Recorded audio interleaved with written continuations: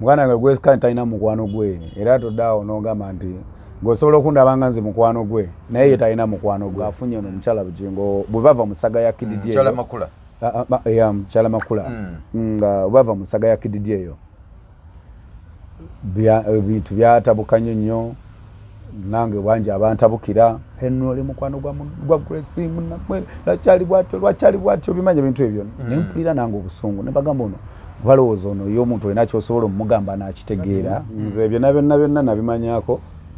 nkutuuka mu kugenda byonna nabimanya naye era si yali enteekateeka oba ey'omukyala Makula nti Grace sawa zinaberenga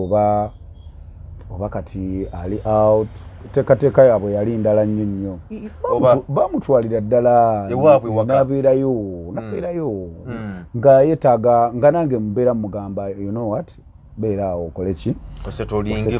omulemu tuwetaaga sooka olindeko okujja eno nti ate nnoonya ssente ozinoonyereza ebbanga ddene kale bukyanga oyimba onoonya ssente kyogamba gwe ki kyolagawaawo kyogamba zizino nkoze ki zinoonyeza kujjako damages so nkakasa takyaliyo kitegeera oba okitegeera takyaliyo yavaayo ng'era tebakkaanyiza buki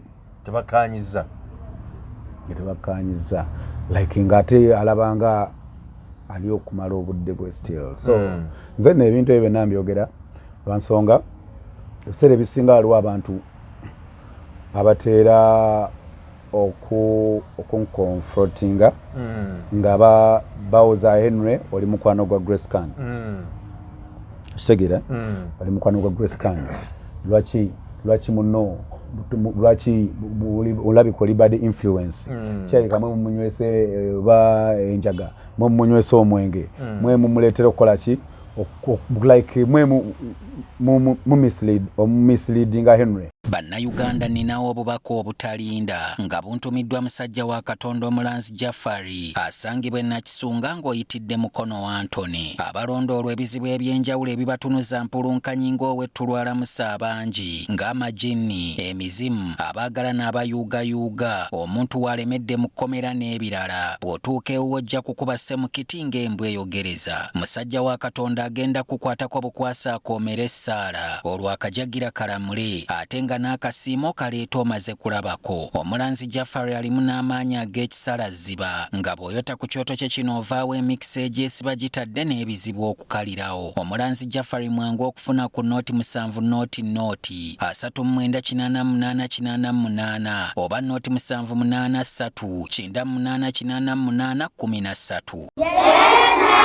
Omwana asomera ku Diamonds Pre-Primary School Day and Boarding alabikirawo kubanga abamu bangule bulungi mu nkola y'ebintu ebya bulijjo abeera muyonjo ate ng'abeera smart nnyo ne mu ndabika abawanjawulo nnyo. Kino kiva ku ssomero okuba nti lyateekebwateekebwa bulungi n'ebikozesebwa byonna ebikozesebwa abasomesa abakugu abatendekebwa obulungi. Si mu kusomesa kokka wabula enkwatako n'endabirira y'abaana be tusomesa abadde keya nursery ne primary. Abaana tubalisa bulungi nnyo ku diet enteeketeeka obulungi. Environment y'essomero yagazisa omuyizi obutava ku ssomero. Ku bya games and sports we do excellent. Twaniriza abayizi ab'enzikiriza zonna ate nga school fees ziri affordable. Diamonds Pre-Primary School Day and Boarding lisangibwa Kimbejja e Buddo. Okuwandiisa abayizi kugenda mu maaso kuba ku 0772 oba ku 0706283210. Email diamondspreschoolug@gmail.com.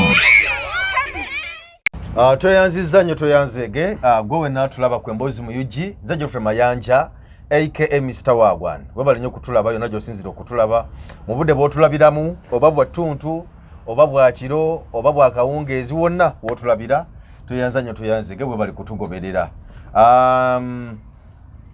Ndi wano n'Henry Mwanje omusajja ow'endongo tuzze tugayemuko ku mboozi twasembwa nasema okubeera naye ndowooza kaseera no kayise Henry wayisewo akabanga nga tetuli ffenna ne twamaze ne tukwatagana tekitegeeza nti tetweraba naye kujja ntuwayamuko ku mboozi oluusi tulwawo naye nga bwe tufunye omukisa katuwayemuko ku mboozi soko nzikirize Henry Mwanje asooka kubuuzeeko. Mbalamusiza nnyo abalabi ba omukulu ono abagizi be amanya n'eddoboozi yenze Henry Mwanje ndi musanyufu nnyo okubeera nammwe wano eno ssebo webale kumpa mukisa guno eno nonkyazaako wano eno okay Henry bitambula bitya birungi si bibi mpozi mmweyo mwendi ndyoke sina tabu yonna mikwano gyo ab'eŋŋanda embeera eri etya mikwano gyange bonna bali bulungi ab'eŋŋanda era abantu babeeraawo babeera balamu ne balwalalwalamu obwavu ne butulumamu ate ne tufunamu bwe bityo okay ndaba wakoze ne Rachel Namiro mazemu ne mukola oluyimba olulala mujjako olwo lwasooka ne mazemu ne mukola oluyimba olulala nalwo lulungi sima baba nga mukwatagana nnyo ne Rachel Namiro ono just tuba tukola business business nti nga bolaba nti twakola oluyimba lwa awululu abantu ne balwagala so we wayiseewo akaseera ate ne tusalawo tukole Mamiyo, sorry. Yes, Mamiyo. Mamiyo Daddio. Video nayo mwagitadde weeri. Video weeri nungi nnyo abantu olimba bali kulwagala lukolera ddala bulungi nnyo. No, waliwo olimba lumwakola ne Grace Khan. Silent. Nayo yali nalwa lulimba lulungi nnyo. But Grace Khan yayimba bulungi. Naye simanyi. Naye nga lulimba lwali lulungi nnyo, ka message kaali kalungi nnyo. Naye tulwatambula nnyo tukkirize nzibwe mba ndaba kole kusinzira nga bwe nali ndowoozezza nti bw'olaba Henry Mwanje Grace Khan bombi talent eri big oluyimba lwayita simanyi ani yawandiika oluyimba Jamie Culture oluyimba lwali lulungi nnyo ka message nga kalungi nnyo ng'osuubira okuba nti no lwali kubyo okusinga we lwakomaawo just twali promotinga twalukola video nembako omukulu awo yajja gyendi nga mufudde angambye agenda kubeera nga anyambako okulutambuza ku radios ne TVs onemu akasente kange omukulu n'akabwebwena yagamba nti mpaka budget bwekati omukulu n'akabwebwena yagamba mpaka budget oluyimba ndute kuziredi ne TV okubotegeera ensi ate ne Grace Khan oluyimba naye n'atali promotinga waliwo n'ataluteekayo yadde ku platforms ze waliwo banna abajja ne bagamba Mwanje akulabye kati olina ebizibu Mwanje just akwagalako mawulire Mwanje just akwekutiza akayagala mawulire kyava ayagadde okukola n'olwo luyimba ayagala bitambule biki ne Grace Khan naye n'abawuliriza naye n'atalufaako so nze nengezaako kye nagezaako ng'omuntu nenduleka naye ate mwana wattu abantu balumanye era balwagala ddala nga terukolerwa yadde promotion n'emu kitegeeza nate singa lwalina promotion singa te lwalisuseewo sinziraga mbadde nkyogerako abantu balumanyi balwagala ne ku YouTube lulina views ate nga tetupika tetusponsoringa nti oba tuzongeremu ki naye nga gye ziri ku YouTube naye Grace Khan yabaaki oba yali yabaaki gwe mukwano gwe because era ntera okukulaba awo oluusi nga video nzira ku TikTok ku social media walala nga mulimu enna kyaliwo mubonga era ebbanga lyonna mubadde mubonga nga nze kunya okubuuza ti Grace Khan yabaaki oba yali yabaaki mwana wange Grace Khan talina mukwano gwe era toddaawo n'ogamba nti ng'osobola okundaba nga nze mukwano gwe naye ye talina mukwano gwe okitegeera buli omu ndowooza mukwano gwe talina mukwano gwe era sawa ntusobola okuba nga tuli ffenna nga tulina bye tuteesaako nevaayo mukwano gwe nnyo nga yazze jjo nga yamusisinkaganye jjo anaabeera mukwano gwe nnyo ate okusinga Henry Mwanje era n'amubuulira n'amugja ku program oluze muba mulina mmwe nga mmwe ate n'agendera ku kyoli so ate n'omulala bw'atyo kwegamba talina mukwano gwe ali awo nti ono mukwano gwe era abandaba eyo bannange Grace Khan mukwano gwange naye nyinza okuba siri mukwano gwe nga tategeerekeka era tobeera nolowooza nti nze Grace Khan tubeera nnyo naye nga tunyumya Grace Khan mulabako biseera ebisinga nga bimutabukidde nga alina so ezimukubye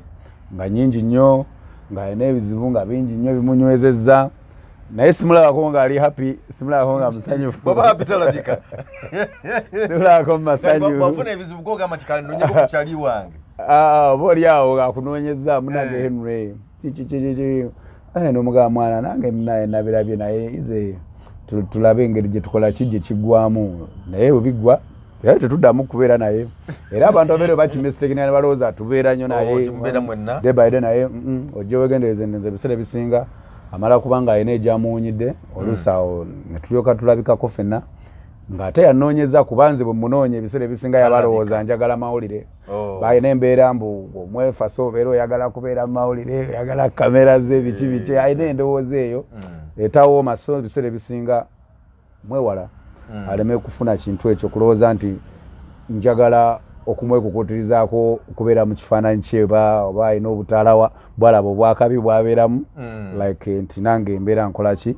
nnyinza obwetaaga so naye bw'aba alina ebizibu nga byaddala mubeerera wate mwagala nnyo ge mazima maki amatuufu nemwagala nnyo naye tategerekeka era ne kano ka vidiyo nandyagadde akalabe amanyi nti lwaki tategerekeka Grace kandi lwaki tategerekeka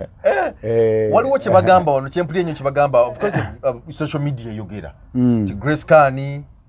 yavaako Grace Kani akubwa nnyo gwobeera naye oba bye bimusumbuwa ebyo okuba nti abana mukwano gwe gwankala mukwano gwe ganti ono mukwano gwe okuba nti nno bina nga bwennyonnyodde Grace Kani teyavaako naye kirabika ayerebera n'essuubi lingi ate ndowooza oluusi bw'atafuna byasuubira n'ekyawamu ng'omuntu ndowooza just alika abeera alina byasuubira bingi watabifuna n'ekyawamu ng'omuntu naye nga ali very fine namulabako awo nga anyuma emboozi ye ng'agamba nti nno waliwo embeera lwe yamuyitirirako n'ayagala n'afunamu ekirowoozo nti oba yeewa obutwa abwe n'omwana we bombi baveewo because omwana we yamwagala nnyo biki nga yanyumya story nti yafunamuko ku kirowoozo ekyo olw'embeera yali emunyigirizza ennyo naye n'amala ndowooza ekirowoozo ekyo ndowooza n'akivaako nga abeera awo social media ne bamukuba wano ne bamukuba wali n'afunamuko ku kirowoozo ekyo tugamba naye Grace Kani era nga bw'okyogedde ffe nga tumanyi nti nno Grace Kani alina mikwano gye eno Mwanje tumulaba abeera naye n'abalala abatali ba celebrity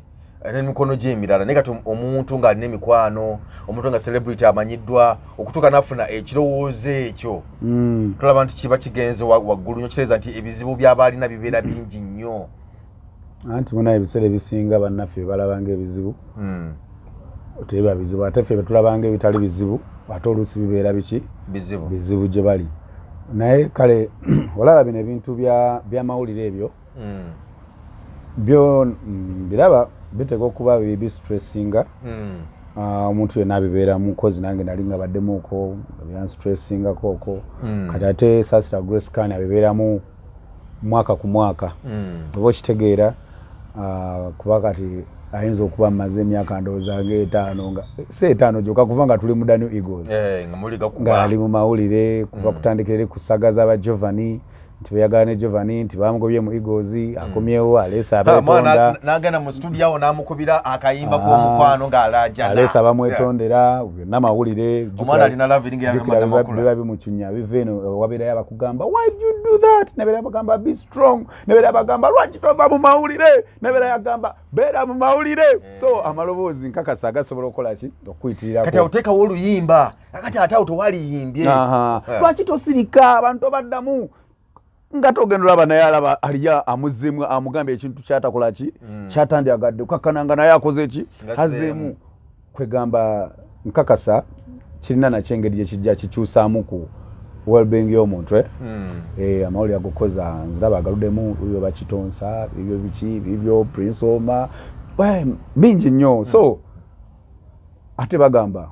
akugoba atakola ki tabulwako kyakusuuza ekitegeera so kale kati mwe embeera nabyo biteeka okuba just bimu affectingamu ng'omuntu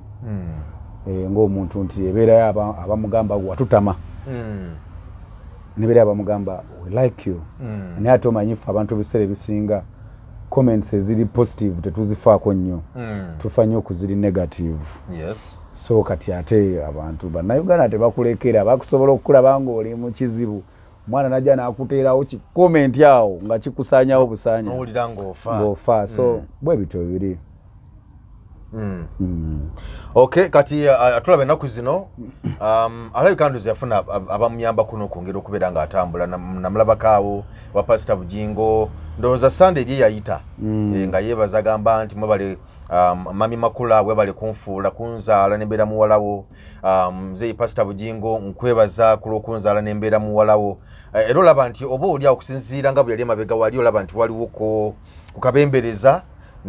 nembeera olaba omanye omuntu ng'alina ebizibu kati abantu tufuna ebizibu omuntu ebiseera ebisinga mulabirawo mu maaso nomanya nti awo nno omuntu naye katali bulungi okitegeera ate era omuntu aba ali bulungi era feesi ebyesanyusa oba olaba nga alyokke so ennaku zino ndaba nga oba oli awaliwo ku njawulo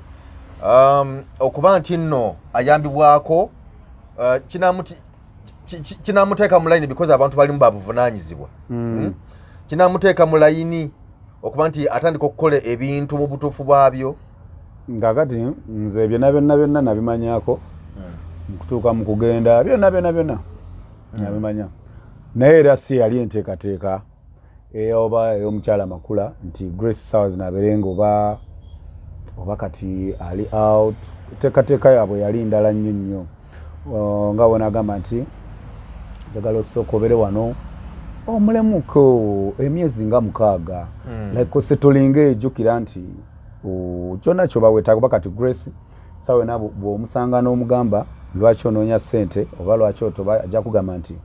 ntoba lwa mwana wange kola ki kubeera bulungi ndabira mwana wange biki okitegeera so kakati ng'omukyalo ali ready okuba nga akola ki ng'amusapootinga mu mbeera eyo nga supportinga omwana kati nga Grace Kani butuufu okusinziira ku byonna byayiseemu nga yeetaaga okuba nga asooka n'awummulamu oba okitegeera naye era nkukakasa Grace teyamalayo ndowooza myezi giwera 2 ng'akulaga akooye okubeerayo so nga ate bamutwala waka bamutwalira ddala nabeerayo nga yeetaaga nga nange mubeera mugamba you know what beera awo okole ki osetolinge omulemu tuwetaaga sooka olindeko okujja eno nti ate nnoonya ssente ozinoonyereza ebbanga ddene kale bukyanga oyimba onoonya ssente kyogamba gwe ki kyolagawo awo kyogamba zizino nkoze ki zinoonyeza okujjako damages so you better heal okole ki okakkane owumule okyuse olugero oba okitegeera kale ofuneyo ebintu ebipya hobbies empya akakaddeyo beerako somewhere kasita tolina kyamaanyi kyokola ki kyolakinga buli kyoyagala bagenda kikuwa ogendagenda mu studio in case kuba baali bamusuubiza nga ogenda bamutwala mu studio byonna oba kitegeera so nga ndaba yeetaaga okuba at least ng'asobola omalobodde bwe nga bagenda mu studio ng'asobola okunyonyola omukyala tugezaavu bafunye oluyimba ne bamugulira oluyimba byonna nga omukyala bambi they come wholehearted kitegeera gyali naye ng'akasasi takyaliyo kitegeera oba okitegeera takyaliyo yavaayo ng'era tebakkaanyiza buki tebakkaanyiza like ng'ate alabanga ali okumala obudde bwe still so nze nno ebintu ebyo byonna mbyogera lwansonga ebiseera ebisinga waliwo abantu abateera okunconfrontinga nga bawoza Henry oli mukwano gwa Grace Khan kitegeera oli mukwano gwa Grace Khan lwaki muno lwaki olabika oli bad influence kyaleka mwe mumunywese oba enjaga mwe mumunywese omwenge mwe mumuleetera okukola ki like mwe misleadinga Henry oba kitegeera so nga amazima matuufu gali nti nze tolina kyomanyi ate sibeera nnyo naye yadde naye nti wabeerawo mbuzibu ate nzijjanga nabo bwe bakola ki bwe bajja oba onfuna nange nemubeererawo so kakati bwe yatuuka wano ng'afunye no omukyala Bugingo bwe bava mu saga ya Kididi eyo mukyala Makula nga bava mu saga ya Kididi eyo ebintu byatabuka nnyo nange wangi abantabukira Henry oli mukwano gwa Grace munnammwe lwakyali bwatyo bimanya bintu ebyo ne mpulira nange obusungu ne bagamba ono balowooza ono ye omuntu olina kyosobola omugamba n'akitegeera oba okitegeera ayina kwegamba naye ayina ebibyo endowooza byayagala n'ebirubi byabe ng'omuntu ndowooza ne vision ye oba okitegeera so kakati kyobola nkugamba nti nga we yali agenze wa mukyala Susan Makula nze nali musuubira okubeerayo yeddaabulule aleke ebyayita kuba nze kyemmanyi buno obwongo obukakkanya wansi osobola okuadoptinga embeera enki empya oba onfuna lekeraawo okubanga anywa akenge oba okitegeera ebintu ng'ebyo but the girl never stopped kati ebiseera ebisinga nogaa nti kale bulijjo mugamba mukazi wattu osanga abira n'ebimunyiga lusi akana kalwadde talina sente naga akansooka enywemu nkole ki nzikakkanye stress ezizina eno oba landlord amubanja oba okitegeera nga ngamba oluusi munaye kyekimuleetera okuba nga akola ki ng'agamba nti kanyambale ku vibe enki endala kuba abeera atanywedde mwenge abeera muki abeera muntu mulala ate bwagunywa n'akola ki atabuka neyevuga speed so kati nga mbeera ngamba bambi ndowooza engeri gy'abeera alwana n'ensi eno olumu ndowooza aba awulira nga yeetaaga okukola ki okubaako nekyakyusa kuba ffenna bwe tutyo beera osobola obeerawo ng'owulira buli kimu kiganye nga bitabuse n'ogamba akantumye olucupa ate era tosobola kunywa olucupa n'osigala nga bw'obadde okyukamu naye kati nze bwe yafuna eno chance y'ogenda ewa Susan Makula olya bulungi nalabira ddala nti yali afunye opportunity yali afunye okwezza obujja nti yali tagenda kuba na stress nti anoonya mata ga mwana nti ayagala sente zijanjaba mwana nti ayagala ki then nga naye bamuwadde room ye room nga nene eva kuno mpaka eri nga beera omuntu yeegazaanya muganda wange buli kimu akifuna nga nange Henry nga kale nange nemba nga yenze lwakuba kale kati nze n'obuvunaanyizibwa bungi nina abaana bange bangi ate sinatuuka ku kale ku buzibu nga bwakola ki naye nga nange nga wemba nina obuzibu ng'obwaba kuba obuzibu bw'omuzadde bonna babeera ki baana kyekintu ekisinga okututobya mu nsi muno baana kati nti nga nange ngamba nenfuna oli ng'agamba nti nze Henry abaana bo mbalabirira sooka obeerekaawo olina stress obumulemu nga oba oyagala emmotoka kuvugako genda mu studio bagenda gikuwa oba okitegeera sente za studio weeziri obanga oyagala gendako basobola n'okuba emmotoka ng'olinayo kagigi k'ofunye kasita obanga olaga nti oli wamu n'omulamwa gw'abo abakola ki abakulabira like for example oli agamba munaeno Grace tubeere ffenna naye nsagala onywa omwenge oba okitegeera munaeno Henry tubeere ffenna naye saagala okole ki omwenge kuba mwenge si mubi naye ate gwe ndaba gukola ki gukola bubi nina mukwano gwange anywa kitundu kya Siminoff kitundu butundu n'avaako yenna kitegeera nti like nti nga kubanze kati nze mukulaba okwange nze kye nali nsabirira nti kyakadde ako Grace bw'akamala eyo ew'omukyala Susan agenda kukola ki ajja kukomawo agenda kweddaabulula adoptinga embeera endala kuba kati of course yali bw'obanga naawe oyagala kweddabula osooka no adoptinga embeera nti amaka g'obeeramu gaba ga ddiini otandika okubeera nga naawe ogenda n'osaba abantu bolina babuvunaanyizibwa ofunako ensi endala gy'okola ki gy'oyingiramu nga nali musuubira okuva mu eno ensi gy'abaddemu afune ensi endala gy'akola ki gy'ayingiramu ate with time omanye ekintu bw'okirwamu of course omala n'okola ki n'okyadoptinga kati ngera mugamba guma ne bw'owuliranga akameeme kazze ng'oyagala kunywako ako just kaba ka feeling ka first feeling kajja kukola ki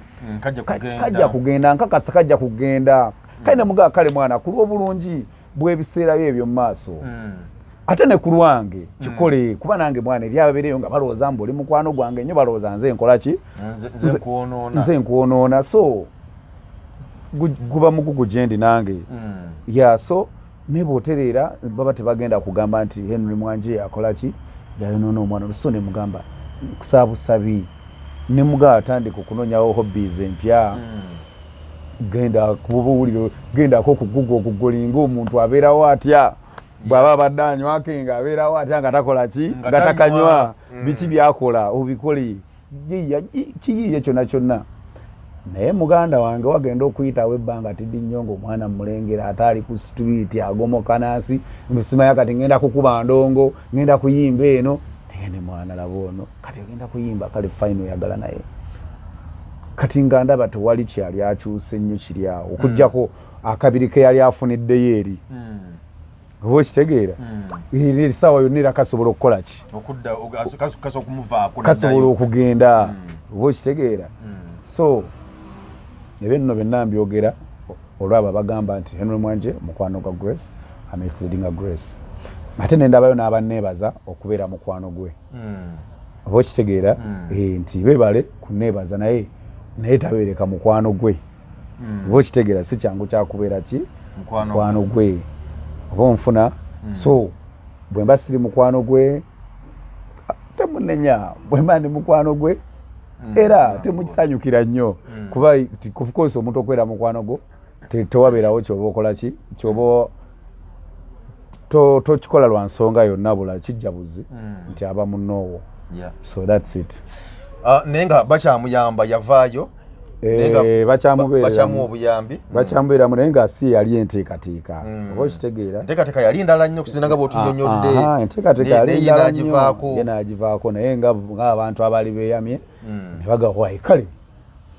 katusigale nga tukola bwe tuti so bambi era nja kumwebaza omukyalo oyo yebale kubeera n'ogwo omutima ogw'abazadde yebale kufiirayo ddala yes naye njagata ddoboozi eryo kubanga si kyangu omuntu okwewaayo n'avaayo n'agamba nti katukwate ku muntu tumutereeze si kyangu nnyo so ndooza mukyala Makula Susan ndooza yakola okusalawo okw'amaanyi kusalawo okw'enjawulo ng'omuntu okutega decision eyo ate nekyandooza n'okwebaza Musumba Bugingo naye okukkiriza because omukazi asobola okusalawo naye omusajja nagala omwami yasala omukyala asalawo naye n'omwami munaye naye akoonamu ekwasa ogamba nti mbuyambire tumuleeta wakani nakkiriza ne bamuleeta ye naavaawo bibye so kikulu nnyo saidi awo abantu balungi nnyo okay ali ne Mwanje tukyawayamuko ku mboozi Mwanje angambye mu federation yeyo twali nga tuli off air awo nangamba nti mu federation just awayo obukobo bubi lwa kigere taliiyo nnyo agati ne mujja mu kategori y'abali eri ababeerayo ennyo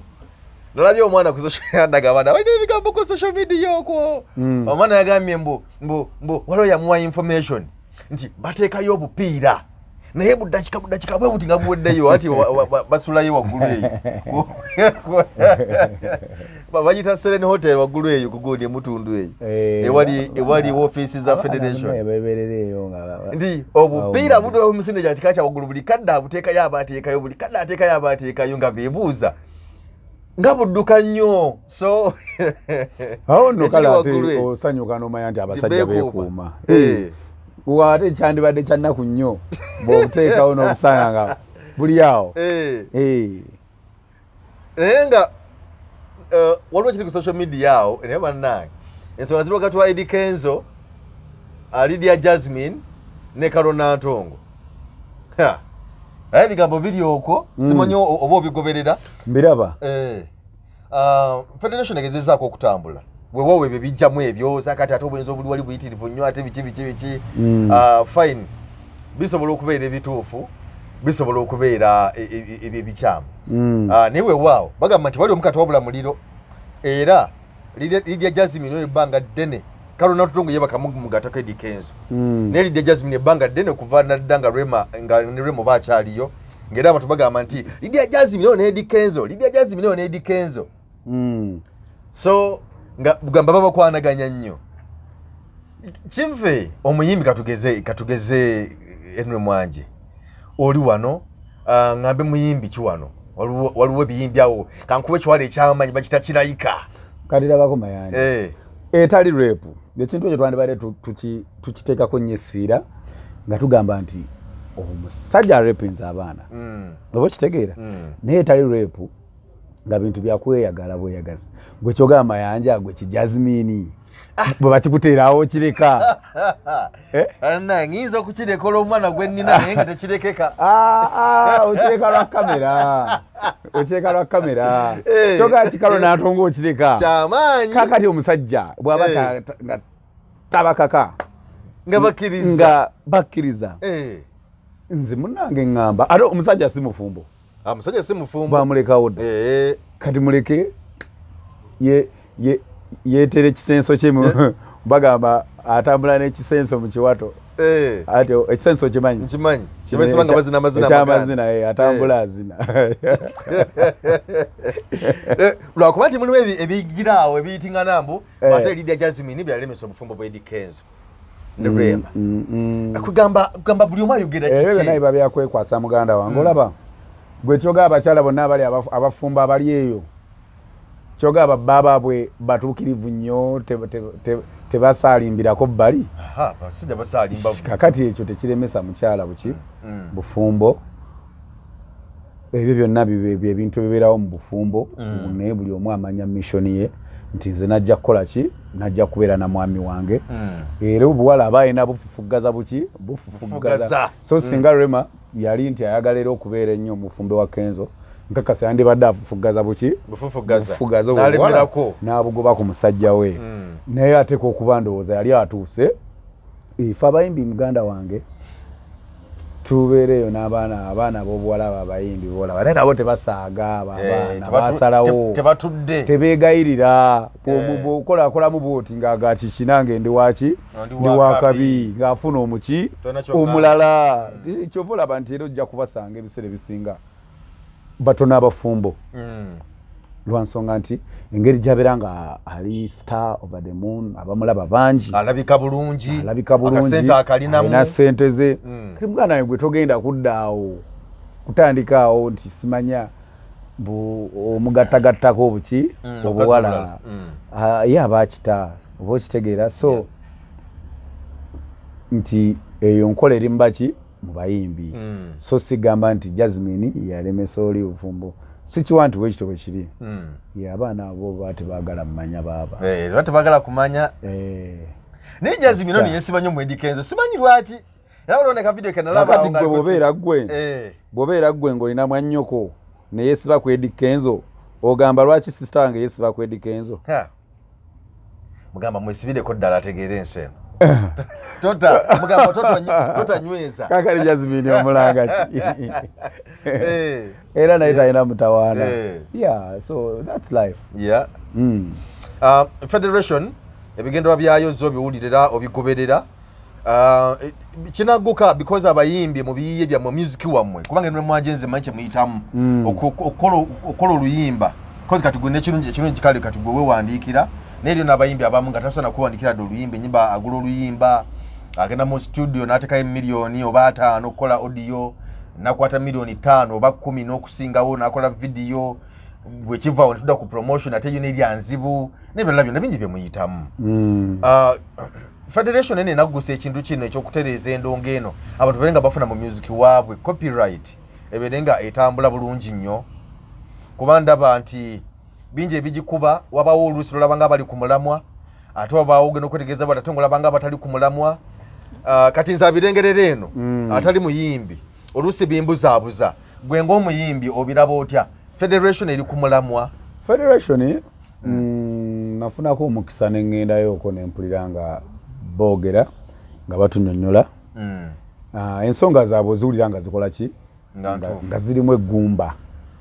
weewaawo nti omuntu asobola okujja n'ensonga ze n'azikuteerawo ng'oziraba zirimu eggumba naye ng'osanga ayina ebiki ebigendererwa bye ebirala naye watabeerawo bigendererwa birala bye bakwese emabega weze ensonga obiwulira nga bikola ki birimu omulamwa naye ate kati noga ate kati webaamu omulamwa kati ate wuma ekola kyeno kyekibafudde nti ate kati newaliyo wuma eniryo Federation kubanze ndaba singa balina ekintu kye baagala okukolera music industry eno nga si kubaako na bigendera byabwe bye beetuusaako ng'abantu bandibadde basooka kubeera bumu bonna tolaba bandibadde basooka kubeera bonna kuba balwanira ekintu ekyo kimu kati engeri gye yawuddemu osobola okugamba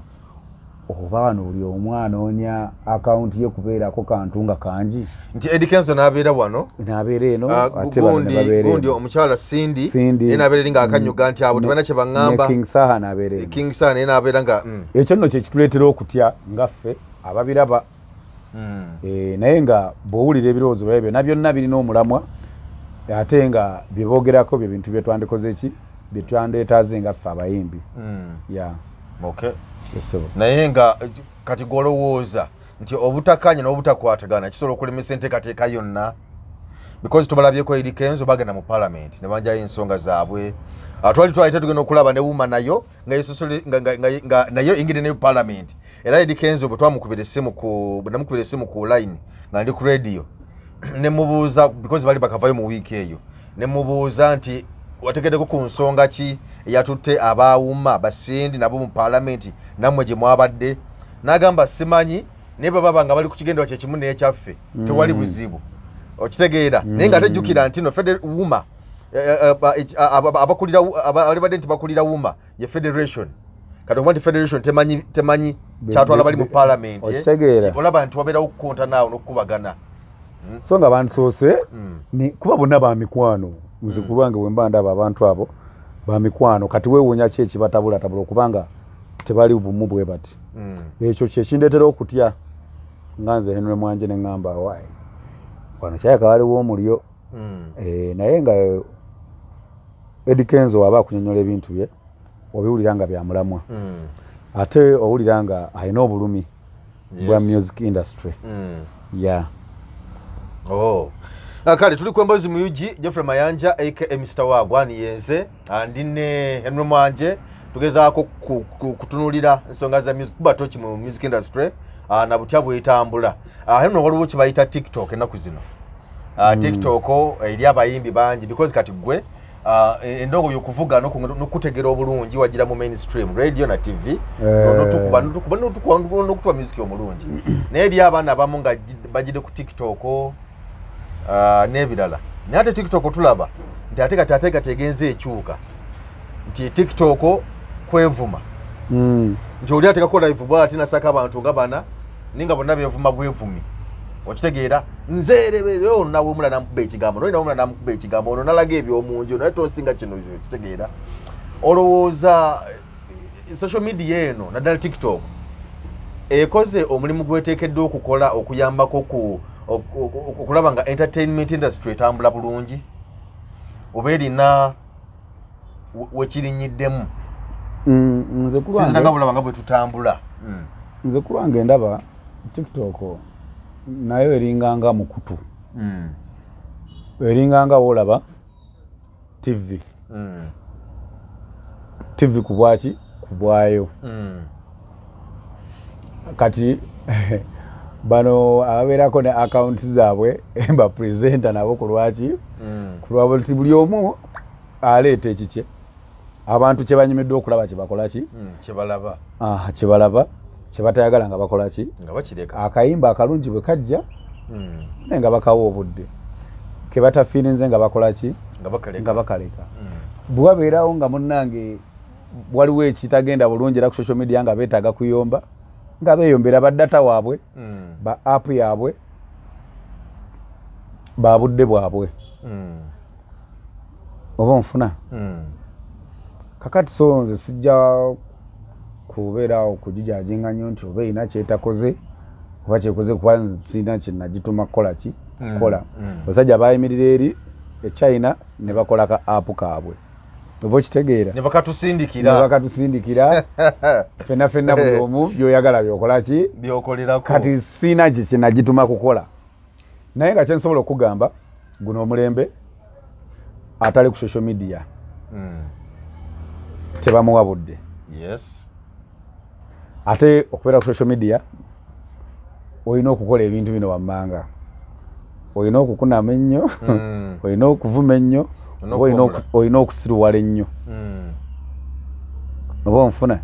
olina okuba either ng'owemmula ng'okola ebyekisiru nnyo obanga ovumera ogenda kusanga abantu abadominate nze nnyo ku TikTok bojja okulaba nga tavaako ng'abeerako buli kadde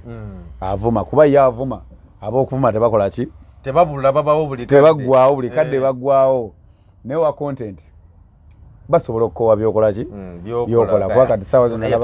nalabangako abaana nga bajoze Kyakala nga batrendinga nnyo kati olaba nga tebakyakola ki tebatrendinga ate ng'ebintu byabwe era bikyanyuma nga bwe byakola ki byanyumanga edda so ng'ojja kusanga avuma nga taggwaako oli buli kadde ab'okuvuma babeerawo tuyitaga content n'ensonga ezibavumisa weeziri n'ensonga ezibavumisa zikola ki weeziri oba onfuna so kati ebintu ebyo bwe bityo kyova olaba nti bye bibeerako kati kitegeeza ate bannayuganda bye bakola ki bye beetaaga naye ojja n'ogamba kati bannange tuli wano njagala kati nkulage bwe basimba lumonde kati otema ekikata n'omala okukola ekikata bw'omala okukola ekikata n'otekamu amalagala abalimi ate balina gundi tebalina zi smartphone alina smartphone ye ayogera na muwalayo w'e Bulaaya bwe yasindika ku kyeyo oba okitegeera gwe ensonga lwaki alina tagenda kulaba ebyo bintu era basireya be babeera ku TikTok bano abavubuka baffe bano abamu babeerako nga banoonya na bivumo bipya abalala nga banoonya ngoye mpya abaddoko nga ndaba yekolera yagambye omanyi babadde balina gugundi ye Sheikh Umaru ono Sheikh Umaru manyi kati alina olutalo oluwo kati awo ne Muhammad Segenya tusaba mukama mususe bulungi nnyo Muhammad Segirinya naye nga bomanyi ebyabwe kati yekolera yafuddeyo n'ayingira Sheikh Umaru Sheikh Umaru yendaze omuliro kwe yekolera bwe Sheikh Umaru tonzanyisa nze napangisibwanga yewaffe ku kyalo nga bampangisa kuvuma ne kusomero kusomera soberanga bwereere naye ng'ekinsomesa obwereere kuvuma ndi bwe tuba nga tugenze okuwakanya nga tulaba abasajja batutwala ne bagati tulina abavumi baffe nga tudda mu mpaka z'okuvuma nze navumanga nsobola okuvuma ebivumo nsobola okuvumira essaawa 24 nga size mu kigambo ki nakimu ku bye natandise okuvuma so okuvumira essaawa 24 naga ate nsobola okuvuma ebivumo ebyaliwo ebiriwo akasajja yazanyisiza nnyo oyo oyo ebyakusanyisiza kale mwana kati ye social media ebyo nti divertings ate muna abantu baagala nnyo ebintu ebyekisiru kati nzo naawe mbeera ku TikTok sisobola kwebaka nga njikutte bwe nti sisobola kwebaka naye wembeera ku TV nsobola okwebaka oba okitegeera oba tugeze ndaba movie nsobola okwebaka naye ku TikTok blood era singa otulo tuba tunuma nnyo nsobola okusobya omukono gwange nga sagala kwebaka naye nzija esimu yange nentandika otulo ne tugenderawo kuba ngenda kusangako ebinsisa bingi ebyekisiru bingi oba onfuna so kati social media yeyo kati era guno omulembe ogenda okulaba nti buli omu ssaawa zino okubeera relevant olina okubeera nga at least oreactinga ku buli kize mu ggwanga oba okitegeera okireactingako abantu baffe kubasiibya amaaso kubeera nga nze ndaba ngegezaako okutereeza music mu mbeera emu oba endala nti abaana abalina talents ezaddala bambi bakola akayimba kaabwe abantu olumu baka appreciatinga newankubadde era nnyingi ze babuusa amaaso ne bataziraba naye ennyimba ennungi baza appreciatinga nezigenda mu maaso naye waliwo akakodyo konna omuntu kasobola okukola oluyimba lwe nelutrendinga ku TikTok oba just nakyo abantu basiima busiimi because ndabayo abayimbye ndabayo abantu abamu olinakola oluyimba nalwo ba TikTok abo ab'amaanyi okitegeera anti era kati kekakodyo naye kati ate ba TikTok abo nabo blood bakikumalako abamu abo ab'amaanyi bakikumalako omutwalira akayimba ng'oyagala akakole omuye n'akugamba ogenda kumpa akakadde kalamba emiliyoni namba kakali n'ogamba ate mbuga ate wengatwala ku TV miliyoni eno teggwawo ne bwe wedde bako nekyekola ekyamaanyi okusinga TikTok omu oba okitegeera kale kwegamba nabyo nobivaako enzira bwe nkola akayimba kange omwana akuyita emiliyoni nze bwe nkola akayimba kange nkateeka ku peegi yange abakakola nga bakola ki nga bakakola awo we tuli twabyesonyiwa naye byebakolera ate tubasiimirako kubanga bambi sawa zina abayimbi bona kati balimu essuubi nti omwana abeerawo n'agamba lunaku lumu njayimba akayimba kange bantu bakole ki bakaagale naye lwakubeera ogenda okwekanga ng'abantu baagadde kawemmula okitegeera baagadde ka kisirusiru nga musajja wattu olina kusigala ng'okola ki ng'oyimba bya kisirusiru oba onfuna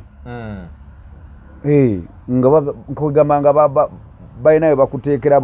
byo bakola ki bye baagala gololanga omwana alesa akayimba abampalana mu gwensimbu sibaagala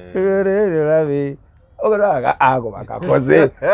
kale omusajja otagenda kudda muyimba kayimba kaagala kataasa ali kubampalana kale ate bwakola akalala tebasobola gamba waye twamuwagira luli tugende tuwagire ne kaji omwana yakuba bbanga awe ya kyayiwenjayi okitegeera oluyimba nga buli wodda kyayiwenjayi ne kasana olyange gamba nti ndese kyayiwenjayi party 2 ne mmanya kati omwana awedde era bwabanga yavaayoko najje Kampala kyamanya nza okuba yaddayo ejjinja ngaali mu kibuga abeeramu akola show akolera ddala shows ne mabegakaawo mbadde nina shows endiko naye nga ziringa show nga 7 akola shows kozi oluyimba lwe lukyaliko ne kati okuluzaako olwo tolaba nti era oba olina okunoonya oluyimba oli mu state bwetyo kati obuzibu bwa TikTok eyo nti ekuwa oluyimba lumu nekumma endala so nga abandi badde bagamba omwana tumuwagidde tumutaddeyo tumubeeremu mpaka naye kati kyekibi kyokka kye baliko so naye si kyekintu kyolina okukola ki okwesigulirako ng'omuyimbi era still olinawo okusigala nga olowooza nnyo ku mainstream kubanga yo ate yebeerawo buli kadde konna kwogitwalira oluyimba eruzannya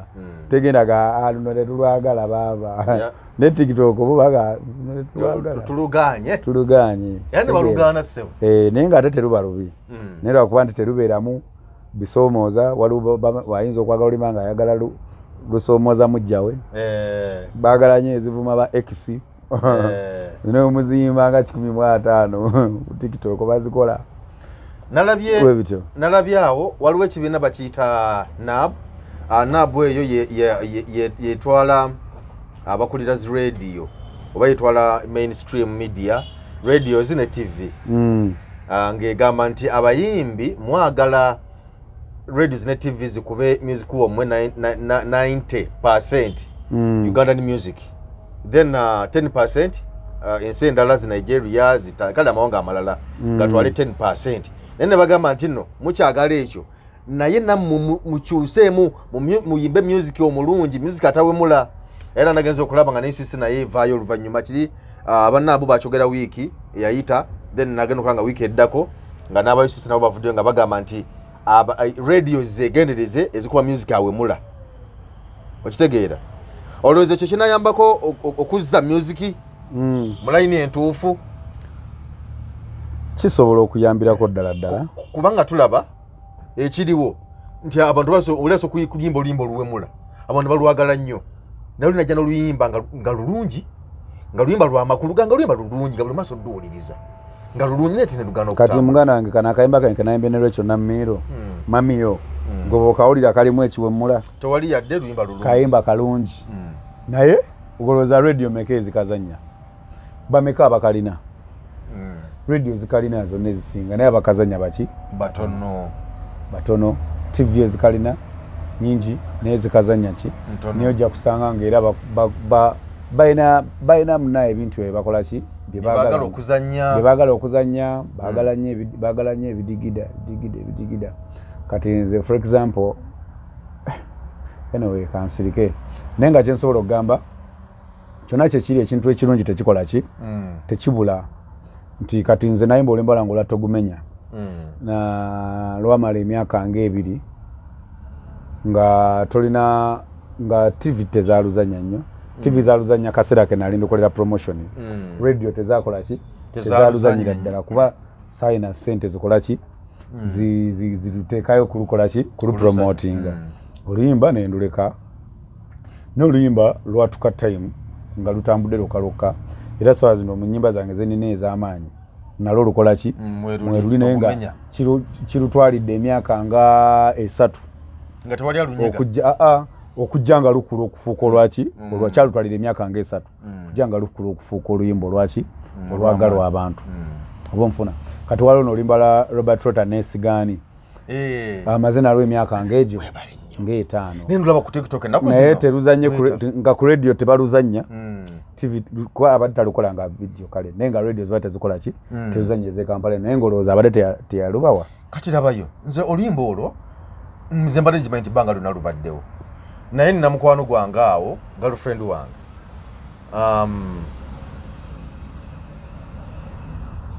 abeera ku TikTok okwo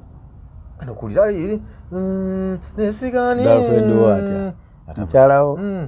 mukyalawo girlfriend kale mukwano gwange ekyo bali otegeeza neno manje gwe eno manje gwe so kati kikyoyagala okutegeeza badesitegedde bulungi kati nolalo lyawo ng'atamu nesigani dakika mubiri TikTok wali nesigani dakika mubiri mwana munezo nayimbye akayimba neŋŋamba akayimba bulijjo nkimanyi nti weekali kati music omulungi alabika amala n'avaayo nagi ne bamuteekerako ettaka ne batamupromotinga nze nkubulira nze n'obuyimba bwange nina akayimba kange bakayita love kalondoozi abantu bakagala with time era time egenda kutuuka nga luyimba lunene nnyo naye nga teruzanye nnyo ku zi radios naki nazi TV naye nze ndi sure lwansonga nti nze mmanyi ebigambo bye nakola ki okitegeera nti nze manyi ebigambo bye nakola ki bye nateekamu nti just abantu bajja kubyetaaga era mpola mpola ensi yonna ejja kukola ki ejja lumanya kyeki kye nagambye ne kuluyo oluyimba lwaffe ne Grace Khan silent nkoyo okunjagalira mu silent my dear abantu balwagala ate lukyabeerawo era n'atannalumanya bw'anaalugwako ajagamba wow kayimba kalungi nnyo so kati ffe bwe twabivaako era abo abannaabu be bamanyi bazanye music gwe baagala bateeka amateeka music gwe baagala ekyomukisa omulungi nti studio zo tebazikola ki tebazingiridde ffe tujagala tukola omuziki gwaffe tuguwe radio zaffe zikola ki ezizanya kati gwe osobola okikaka NTV tezanya band music tezanya band music Galaxy FM Galaxy tezanya band music kati nabadde wakayimba kange akamamiyo nibagamba alimba luno eno oba lwaki kale bayimbira ddala nga kyekimu nga bakriseva naye lwaki eza kriseva zirimu abani naye nga wulira mamiyo golowooza loli luliroko okwengana ki kati toyimbangako oba kitegedde bulimu abani naye kati olimba lwa mamiyo go omuntu nga aliwulidde bwe lutambula oba okitegeera kati n'olaba nga tebamanyi kyebakola ki kyebaagala neffe tetukaayana nabyo ekyomukisa omulungi abawagizi baffe batwagala mayanja buli kimu kitambula nga we twakibala kyensobola okugamba ekyo so we are very fine okay hano Mwanje obaddewo abantu endongo gibakubye music omulina nesebo tetuulirangayo yadde okutulimbalimbayo nti bannange mujje kulabo nitamba kuba endongo oba mbategekedde ku papazi mujje mbakuba endongo oba tugende ku obligato lwakuba obligato nakuze tubakyakolera kulinayo nnyo sho simanyi lwaki oba wasala nnyo simanyi naye tulako nti bana mbayise mujje tubeere wano bakubemu ku ndongo yange oba a night with Henry Mwanje okitegeera tusuubire ddi bannayuganda bano bazoleyazoleya nnyo saagala kukolera wano sho njagala tobanga edikenzo yaito omusajja bagende bato bagitwali ebweru simanyi Zanzibar simanyi wa saagala kukolera wano sho saagala njagala nkolere sho e Bulaaya basooke bagirabeko nga bazungu okabe bagiriko oba kitegeera nga bazungu bokka be bayimba Oluganda then balyoke bamanyi kye balina awo ndyoke nzire e Kampala mbategekere esho bagambe the return of Henry Mwanje from abazungu okuyingira emitwalo 2 return of Henry Mwanje from abazungu te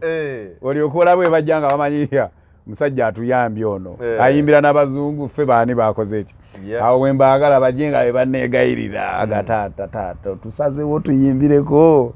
bagambe ate awo bayimbire obuyimba obu buna kyewedde ng'olwowerekeddwako towerekeddwako kale mperekero saagala kwerekerwako nga tolinayo nti njabawe surprise nga wetwadde ku show ya Aziza Zoni ati omanyi lwaki mwenda bayimbira obuyimba buna abantu abo balaba obeera n'ennyimba zo nga nnyingi nebo ja ku stage ogenda oli bakugamba mwenye ne ngo chayimba ne mwenye ogenda kola ki ogenda kumuyimba nenga bakusaba mwenye obo kitegeera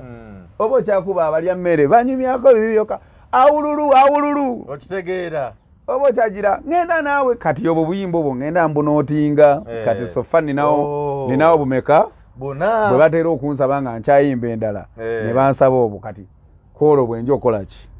okubayimbira bokka shegwe olaba bagenda okukuba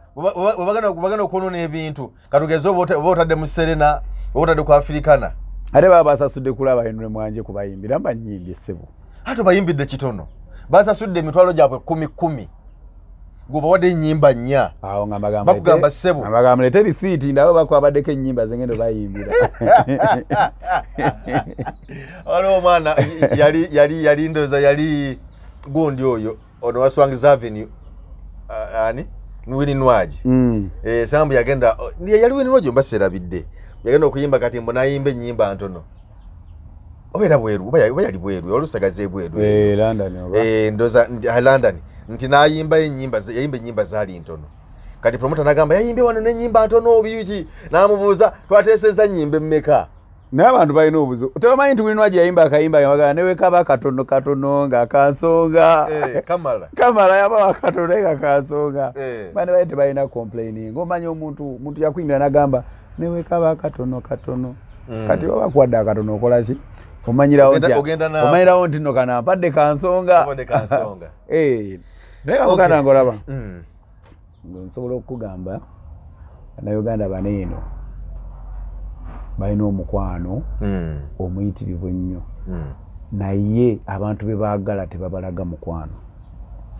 bana batalaga mukwano abaagalwa abantu be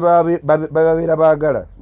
Bannayuganda balina omukwano naye tebagulaga abantu be baagala tebabalaga mukwano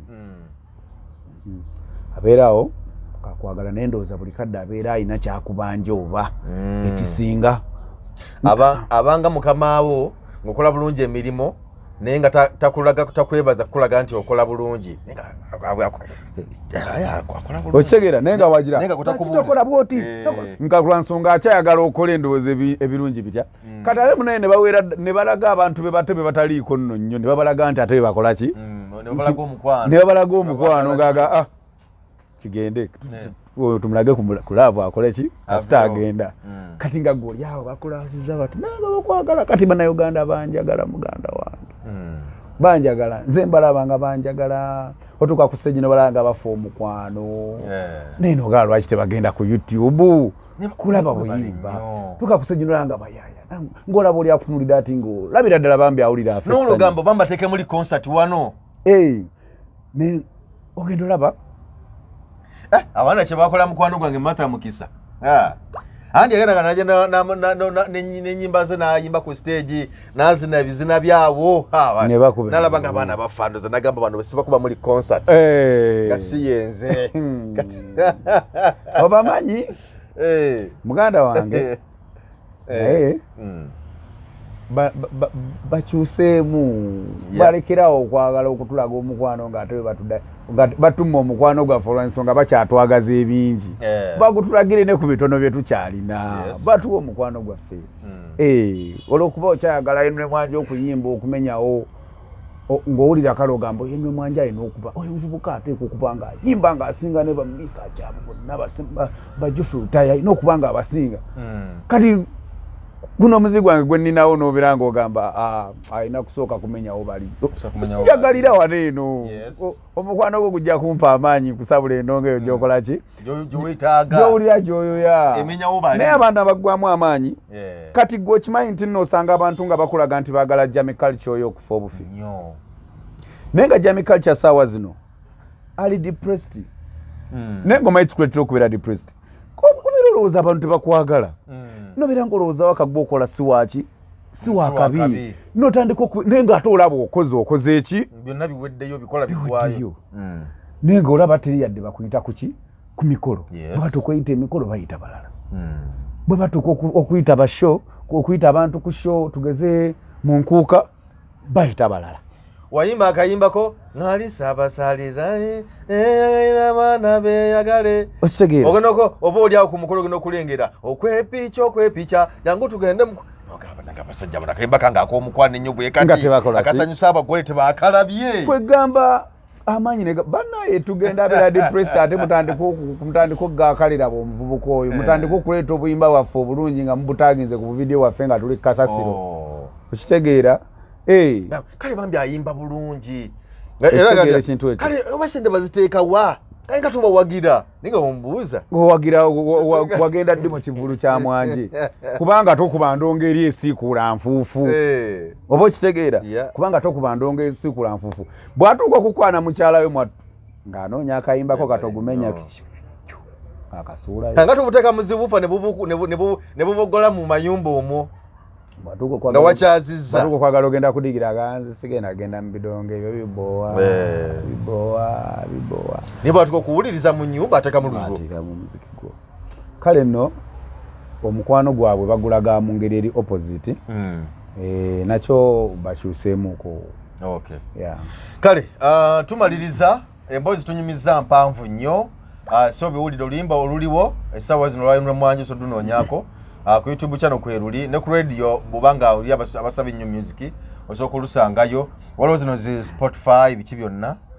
so gendayo no so kubanga jeli wona oli batundira music bana mugende ate bamama baffe muyina amasimu agali smart nete mukozesa akuyadde ku YouTube bayire simu eziri smart bamama baffe kalize mama wange simu yagirina naye akozesako ekintu ekyo ka audio kwateka ka audio na WhatsApp kati naye kino ninga YouTube kweri wali YouTube kweri TikTok Facebook TikTok biki byonna kwebiringa wa ne bagenda balekera TikTok emigunju negivuga ensi yaffe negigitwala songa nabo bandi badde bajenyigiramu ne batereza abaana olabanga abaana beyinidde TikTok namwe abazadde bannange mujje yune abana mubayigiririza okwo bagambe enswabwe ekyusa envubo nga nawe okola ki enswabwe ekyusa amaaso nga kyusa envubo bannange nkowola bannakazadde b'eggwanga abakyala era bannaye waliwo abavubuka benda ku TikTok nga basanzeko abasajja abakulu nene olwakuba n'abasajja abakulu babeera ku TikTok ate baba bakola bya kisiru kati ngolaba omwana alina omusabula oba okitegeera nsonga ate nga TikTok twetagako bataata twetagako bamaama twetagako basenga nabo balaga abaana ebintu kubanga basobola okulungamya eggwanga lino babeereko balungamye maama beera ng'osaaniika emmere kwata ka vidiyo kolaga abaana ab'obuwala bakolaki omukazi myaka 8 nga ali awo akuba ebigambo bino akusulawo kira kati ono senga amanya abaana be baagala naye nga ate munnaye abaana osobola baleetera ebintu ebikola ki ebitali ebyo ebyokwegadanga n'obaleetera ensonga n'obabuulira engeri gy'olabiriramu amaka n'obabuulira engeri n'obaleetera engeri gye basaaniika emmere engeri kwegamba ebintu ng'ebyo tubeetaagako ku mukutu ogwo gwongera okufuuka ogw'amakulu osanga naffe bamwanje abayimba ennyimba ez'abantu abategeevu ate olwo omuzigo gwaffe gunayongera okudominatinga kale toyanzeege bwete butambudde olunaku olwaleero naye nga nyongera okujjukiza mukwano gwange Haji omulanzi Jafari Musa wali awe mukono awo nakisunga so ensonga zonna bazikwasaganya bulungi nnyo sebo nkubuuzizaako Haji Musa Jafari sebo omulanzi webalinye emirimu gy'okolera bannayuganda webalinye okukakalabya alina ebizibu ebyenjawulo Simon yo twagendayo ew'omulanzi ebizibu ebyenjawulo ababirina Haji Musa Jafari sebo abebizibu tuli wano muko eno buyo kugamba otye Mwanje ne bulungi bunywanyi kati gwe bakuzaala misana ffe batuzaala kiro problem yavaawa okoze Mwanje tewalina kubeera wano nze no munna ebyaddala natomeramu amaaso g'Abachina olususu lw'Abajapani naina nakuba mulangira akalefuka Abamerika naina nakuba mulangira naye ndi mukopi yo buli kimu kyekyo anyway Mulanzi Musa Jafari gamba nti bwe n'ebizibu ebyenjawulo emirimu tegitambula bulungi obufumbo butataagana weetaaga omukisa byonna gamba nti no waali Simon ono nange nina mukwano gwange amuyita Kojja Kimbowa by the way Kojja Kimbowa ali fine wali olidde ku sente ya Kojja Kimbowa ndidde kusendeza koja Kimbo oyo eziwererako ddala era nasembayo kumulaba nga ali mu kanyonyi birthday musajja akola ekyafaayo n'aleeta ennyonyi ku kyalo gwe omanyi ekyali wali ate abantu bonna ne balya ne banywa Koja Kimbo wayanzija mu kkomera ekyo ndikyogera mpaka olunaku lwe ndiva mu nsi eno Koja Kimbo wawe bali kuba na mutima mulungi adamu bakusibe nange nja kujjayo njagala nkujjayo okwojo mpaane paka lwaki otta interview